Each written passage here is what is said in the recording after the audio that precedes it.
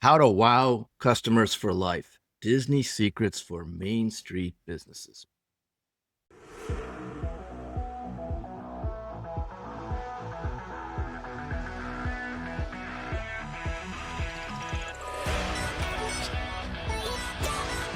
Hi, everyone. I'm your host, John Kundtz, and welcome to another edition of the Disruptor Podcast. For those that are new to our show, the Disruptor series is your blueprint for groundbreaking innovation. We started the podcast in December of 2022 as a periodic segment of the Apex podcast. Our vision was to go beyond conventional wisdom by confronting the status quo and exposing the raw power of disruptive thinking. And today's guest embodies that spirit. Vance Morris went from Disney cast member to carpet cleaner to customer experience expert, proving you don't need the theme park budget to wow your customers. Today, we'll explore how to turn everyday customer interactions into loyalty-building experiences, drive referrals, repeat business, and long-term revenue. Welcome to the show, Vance. I appreciate it, John. Thanks. We'll have a little fun today. Yeah, we should. This is a great one that's near and dear to my heart. But before we get going, tell us a little bit about yourself, what your background, education, experiences, how'd you get here? Feel free to start anywhere you want. Sure, thanks. Well, I would go back to I was a wee lad in a log cabin, but probably a little too far back for everybody. But lived up and down the Mid-Atlantic, Northeast area, and spent a great deal of time working for a little company called Walt Disney World. And that was my first real job, I think, out of college. I think I worked at a couple of restaurants beforehand, but nothing that would compare. And for your first job out of school, I don't think there could be a better place as far as to create your base and your foundation for how you're going to kind of run your life and run your business life thereafter. And I found it to be fascinating. I mean, one, I was a young guy, not even married yet, not even the first time or the second time. Hey, or the third time, but we won't go there. What I learned immediately at Disney was not the whole, everybody expects you to talk about, oh, you pick up trash real quick and the place is clean and, everybody's nice to each other and they're all rushing around to make sure that you have a great experience. And that's all true. First thing I learned really was that Disney runs on systems and processes. And they are simple systems and processes. So if they were difficult, the whole thing would fall apart. Because you got to remember who's running the rides and who's waiting on people. It's a lot of, teenagers or retirees, and they don't want to have to do a lot of thinking. So let's make the job as easy as possible. The Whopper in, New Jersey tastes the same as no, they don't do Whoppers. Big Macs, sorry. Big Macs taste the same everywhere. The same principle.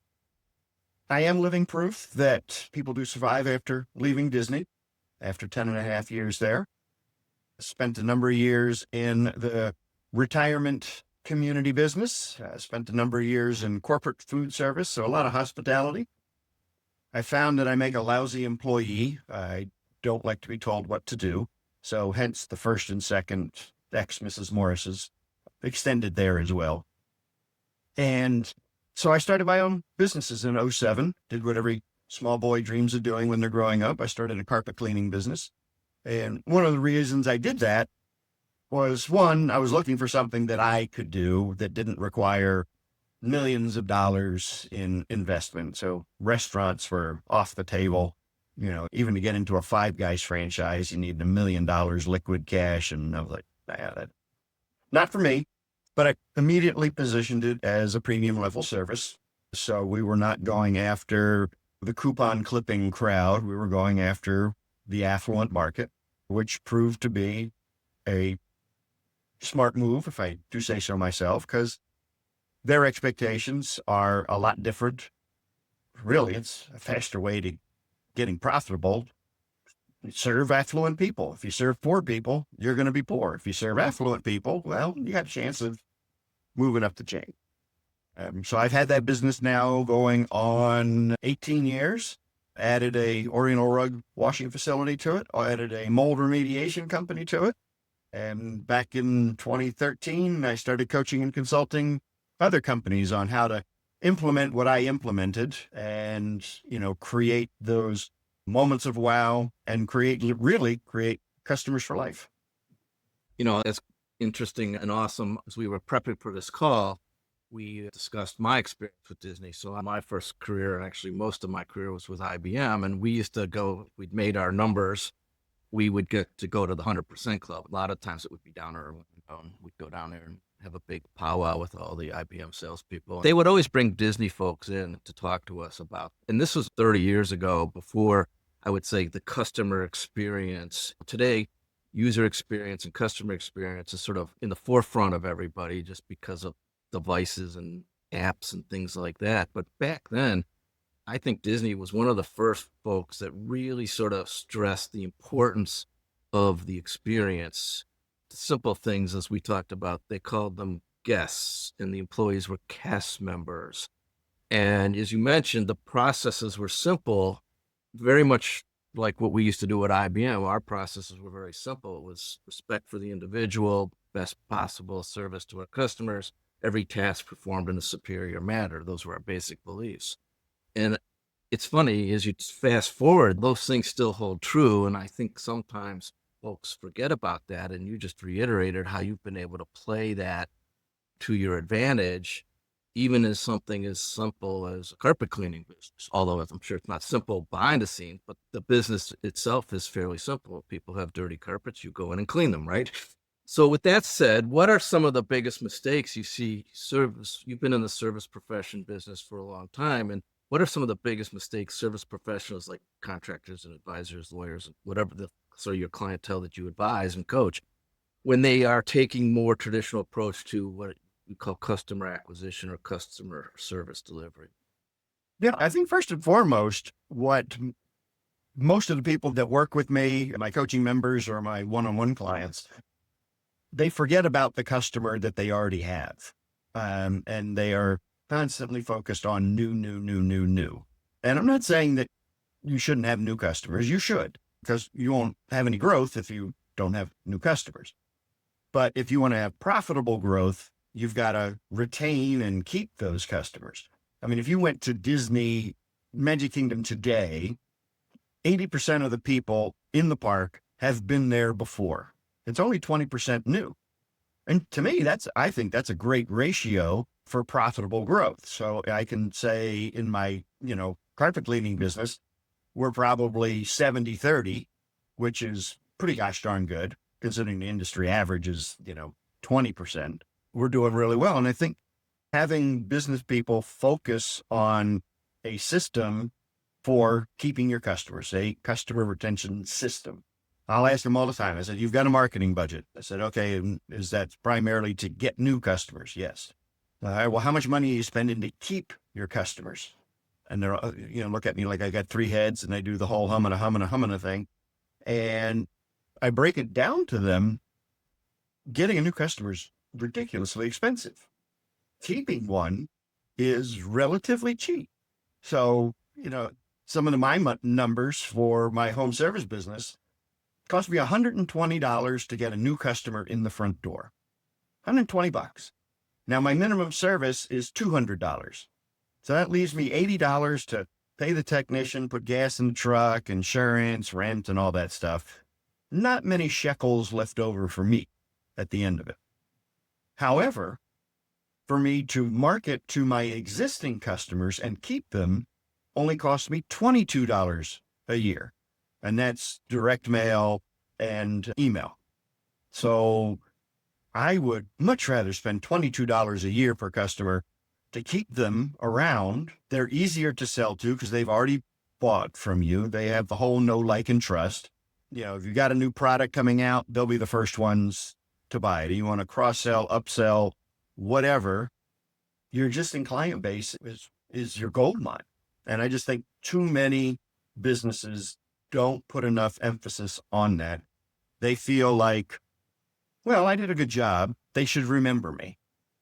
And maybe 100 years ago, when you were the only blacksmith in town, that might have been true.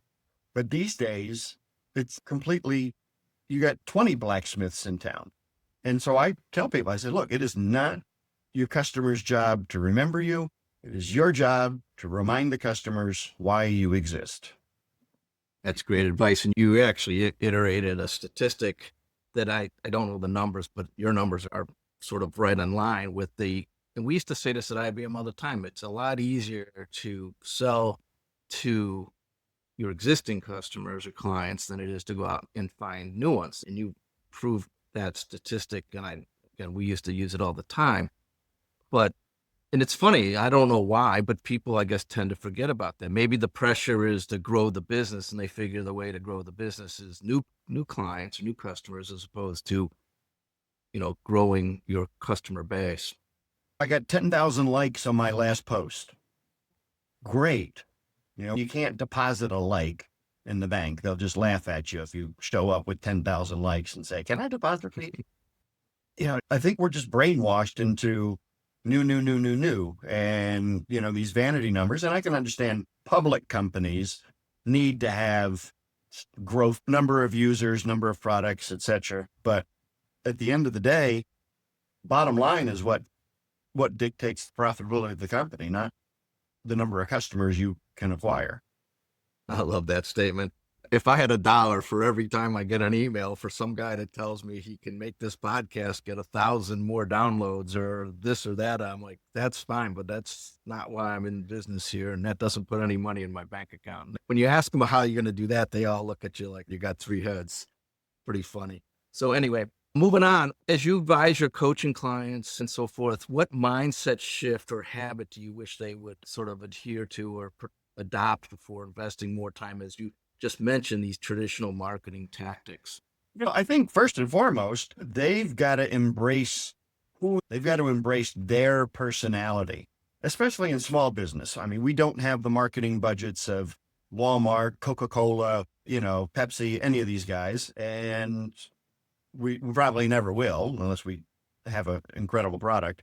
So in order to differentiate ourselves in highly commoditized markets, I mean, a dentist is a dentist is a dentist. There's only so many ways you can clean teeth. Well, what separates one dentist from another? They probably do the same job as well. What separates one dentist from another? The only thing is the in-office experience, or bringing in the personality of the dentist, the carpet cleaner, whoever you are. And so many businesses, they think that, I got to have the right name for my business. Well, how about your last name or your first name would be a great start, because that immediately separates you from everybody else out there. Then allowing your personality to shine through. So in most of my marketing, I shamelessly use my children in the marketing. And I don't care. They love it. I mean, they used to get kidded about it. But so, for example, my daughter, who's now 18, I used to do ballet from like 5 until 13. And we would go to the ballet recital every year, and we'd get a picture of her in her little tutu. It's the ones you send out to aunts and uncles and grandmas. And I would take that and put it into my print newsletter that I sent to all my customers. And I would do it every year. Here's Emma at age 5, Emma at age 6. And I think she was 10 or 11 years old, and we're in the grocery store. And this woman comes running up to Emma, and she goes, "Oh my God, Emma, how was your recital?" And we look at each other like, who is this lady? We got to go run and hide in the frozen food section. And I had to think, she's got to be one of my customers.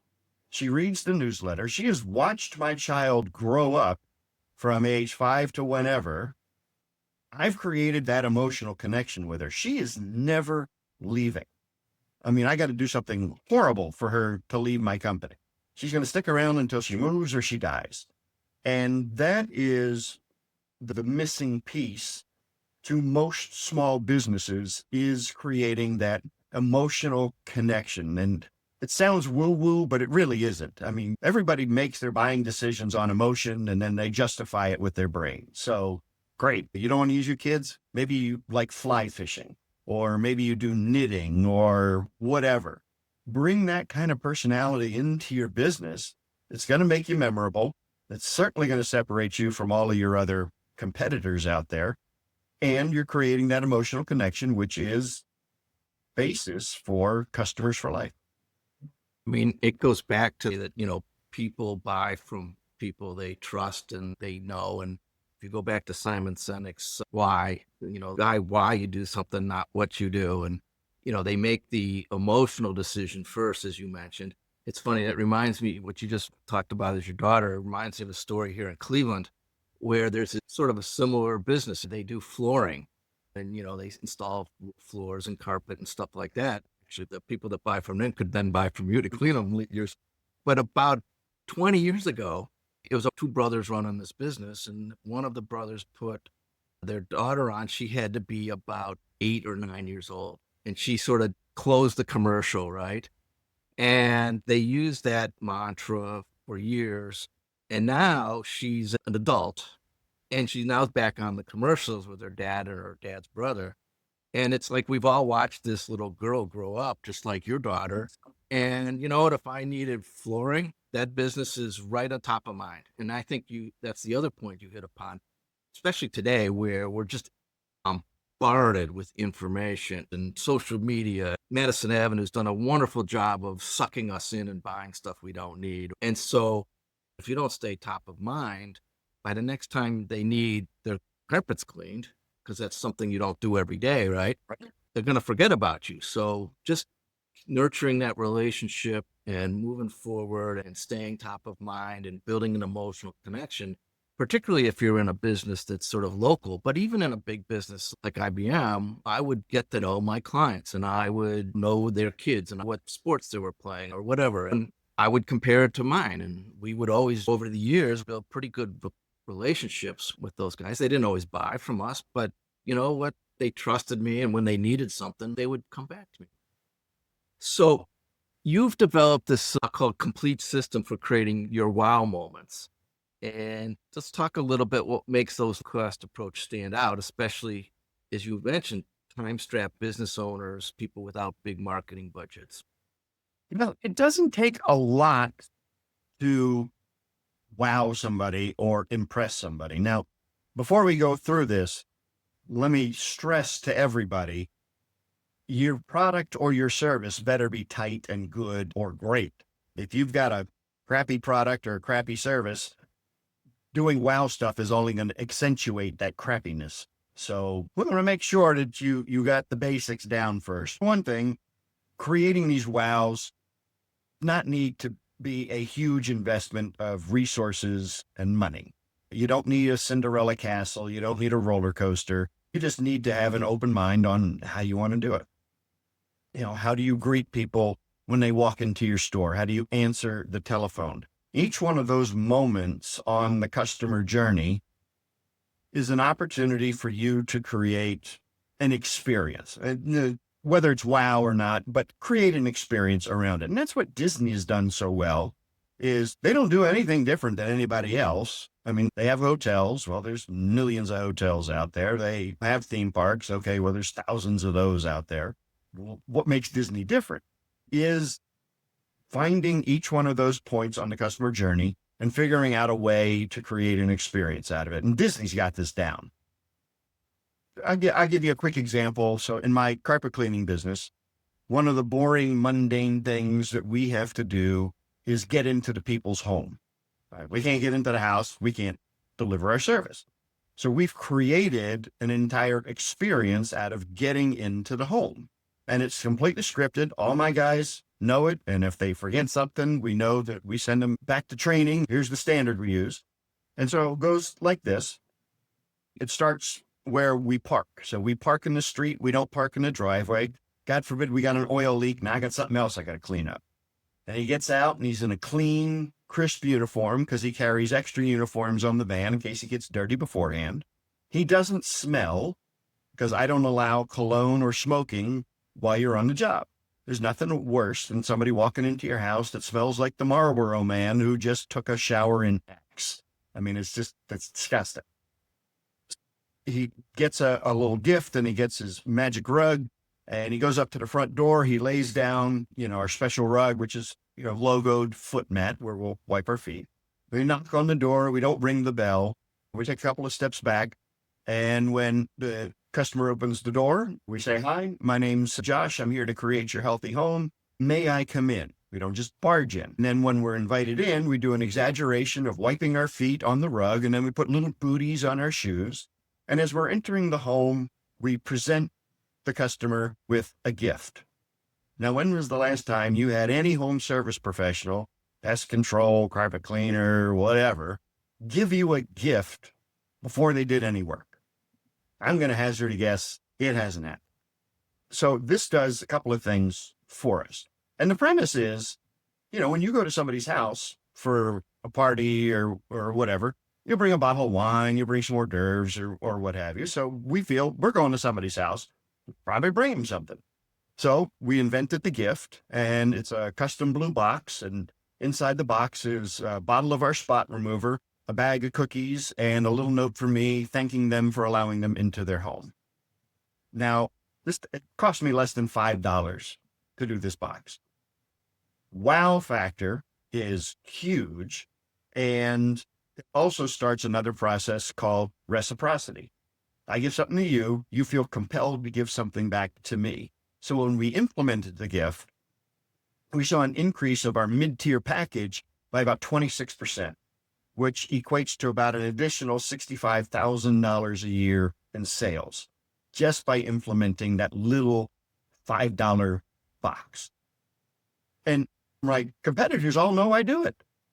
I've seen them hiding in the bushes, watching my guys go into the front door. And it baffles me that others don't do it. I think the reason they don't do it is they think they can't afford to do it, which to me then says you have a pricing problem and you have a value problem. But, our prices, we command 36% higher prices than anybody else in our marketplace. Do we clean 36% better? Maybe. I'd like to think so. But we do provide an experience that no other home service provider is giving. That's great. It's all the perception of value.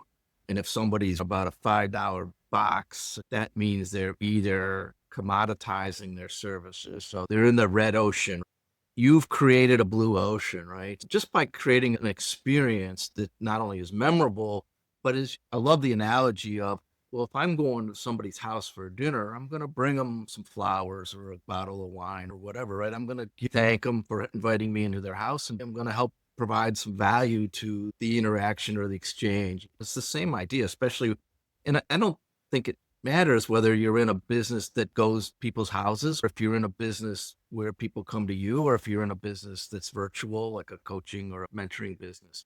It goes back to just treat people the way you want to be treated, right? And I think people forget about that today. I mean, maybe it's our gray hair and we grew up with that, being hammered into us when we were kids in grade school. But these are such practical advices, which it's sort of funny to me. And I'm glad we're having a discussion because I think people just sort of forget about it today. And I don't know if it's just the nature of the world or what. And I think they look at what every other business is doing, and so it's incestuous. I mean, it's just, and you got to break that cycle by doing something that is not prevalent in your industry. So, I think all great ideas come from outside of your industry. The drive-through at McDonald's, they got the idea for, the drive-through from a McDonald's exec getting ready to make a deposit at the bank. And, that tube that whooshes up and flies your money over to the teller. He's thinking to himself, well, how do I get a milkshake into that thing? And so you take an idea from one industry and you put it into a completely different industry. And now it's a breakthrough. And we have to look at that. I mean, I'll never forget. You remember Yellow Pages? Well, you and I both remember Yellow Pages. And when I was first starting out, Yellow Pages were still a thing. Do we have to describe Yellow Pages to your audience, or do they know what it is? Hopefully they know. If they don't, they can Google it. I'll put a link in the show notes to Yellow Pages. Yeah, there you go. But as I'm getting ready to place my first Yellow Pages ad, I'm skimming through the existing ads. And if you go to any plumber, electrician, carpet cleaner, every single one of them has a picture of their van or truck in the ad. What the hell's that got to do with anything? Nothing. We assume you have a vehicle to get to my house to do the thing. We don't need a picture of it. So it's wasted advertising space. You could be putting a testimonial in there. You could be putting, a value statement in there. You put a picture of your kid in there, right?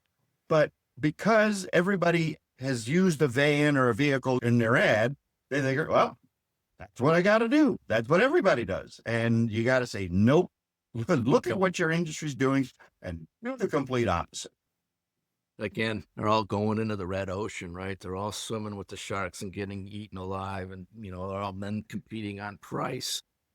And that's just it's just a strategy that you just got to figure out how to get out of there. And I love the idea of going and looking at other industries, trying to then apply it. Part of why I wanted you on the show, because obviously I spent a lot of time advising not-for-profits and startups and other entrepreneurs, mostly in the technology space, but this is a great conversation where we've expanded it. And I think some of these ideas and just some of these simple practical things that we sort of maybe all know, but forget to do on a day-to-day basis has been a great discussion and a reminder, I think, for those that are listening.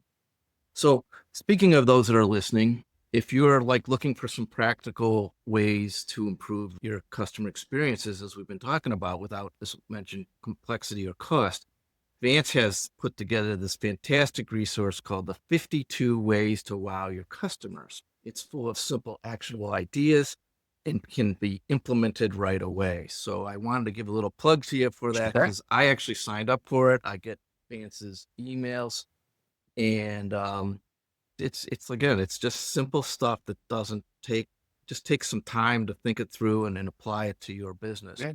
And then, it's literally some of those ideas. There's 52 of them. So you got one a week that you can implement.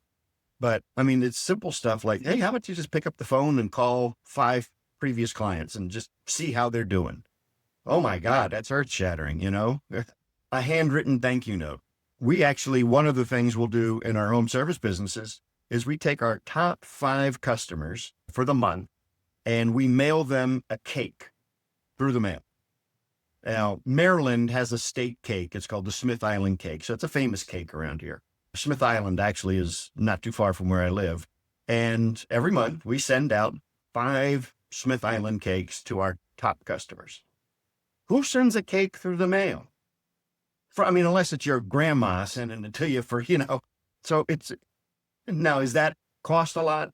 In relative, I don't know, it's less than $50, but the other stuff in there is just almost no cost. Pick up the phone, handwritten thank you note, that kind of stuff. Amazing. It's funny. The last cake I got in the mail was from my grandmother. There you go. All righty, let's wrap this show up. How do people learn more about you and where to find you? What are your socials? Sure. Whatever you want to share. We'll put it in the show notes, of course. I think I'm the only Vance Morris on LinkedIn. Website is vancemorris.com. Very easy to get to.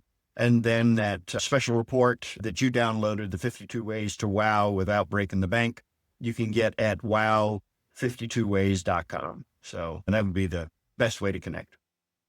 Cool. We'll make sure that there are live links in the show notes so that folks can go check you out, connect with you on LinkedIn, download your documents, and hopefully learn a little bit more on how to serve their customers. Well, before we wrap it up, I'll give you the last word. Oh boy. Well, I will tell you, it's all implementation. I only have one saying. I'm a very simple guy, so one saying is enough for me. And it is, you won't profit unless you implement. You got to take action. So take one idea you heard today on this show, take an idea you heard somewhere else, and by golly, go implement it, go do it, because you're not going to see any changes if you don't. So find something, do it, move on. Great advice. As they say, you miss 100% of the shots you don't take. Exactly. Anyway, thanks, Vance. Again, I'm John Kundtz. Thanks for joining us in this edition of the Disruptor Podcast. Have a great day.